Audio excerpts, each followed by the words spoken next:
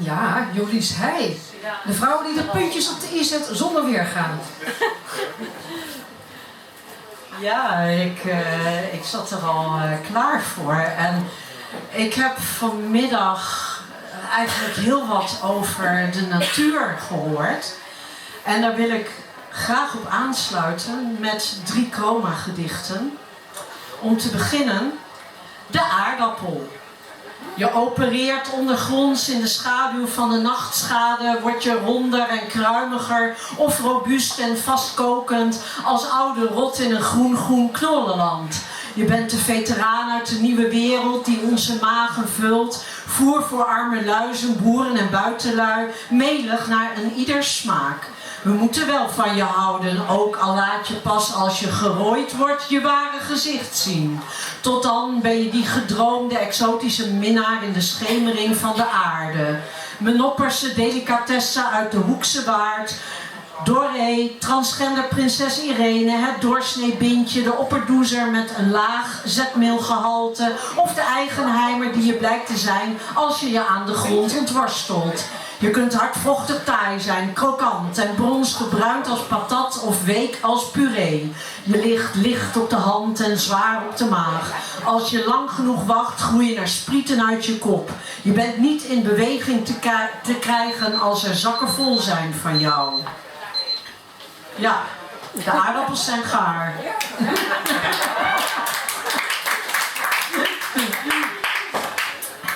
Stootverbod. De grandeur is nog niet die van Kapdakte, maar Oostkapelle gaat met de tijd mee.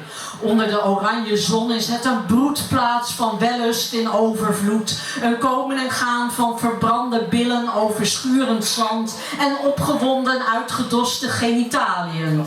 Wat in de bosjes gebeurt gaat rond in de anale verbeelding van overijverige ambtenaren. Ervaren paalzitters als het om het creëren van problemen gaat. Aldus de uitbater van het zeecafé die liever blind is voor het schuddende struikgewas en doof voor de kreunende takken. De wipwet is immers alleen van toepassing op het blote oog en de naakte oorschelp. Als het aan het zicht onttrokken wordt, nemen wij er geen aanstoot aan. Zo'n verbodsbord jaagt brave schapen weg en trekt hitsige fritsen aan. Die pennenlikkende fretten zijn slecht voor de omzet.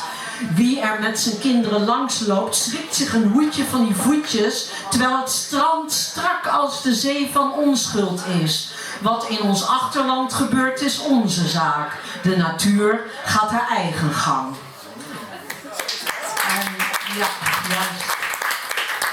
En tenslotte komkommers.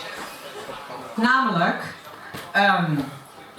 we zitten tegen de komkommertijd aan, dus komkommertijd. Eén schaap over de dam doet meerdere van het bevlogen pad afwijken. Het is deze dagen, de hotspot van het Binnenhof. Je hoort er niet meer bij als je niet ook aankondigt te willen stoppen. Het liefst uit humanitaire of familiaire overwegingen.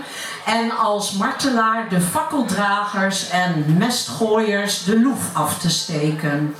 Concurrenten die je tijdens hoogtij naar het leven staan een kans te geven. Nog 1 keer, door de schijnwerpers uitgelicht, voordat de komkommers rijp, de rapen gaar, de staatsbrouwerij op non-actief en het land op vliegvakantie gaat. Je eigen vertrek in scène zetten en regisseren. Geen plusjeklever, nog verenopstrijker te zijn. Dat siert de homopoliticus die met opgeheven hoofd de katernen van de voorpagina's uitloopt. Men roemt zijn moed en openheid. Het falende beleid wordt hem vergeven zolang de voorraad aan lofzangen strekt. De inboedeltaxatie van zijn erfenis komt later aan bod. Dat is een andere tak van sport. Zorgeloos glijdt het volk de zomerleegte in, maakt zich op om de waan van alle dag te vergeten. Dank u wel.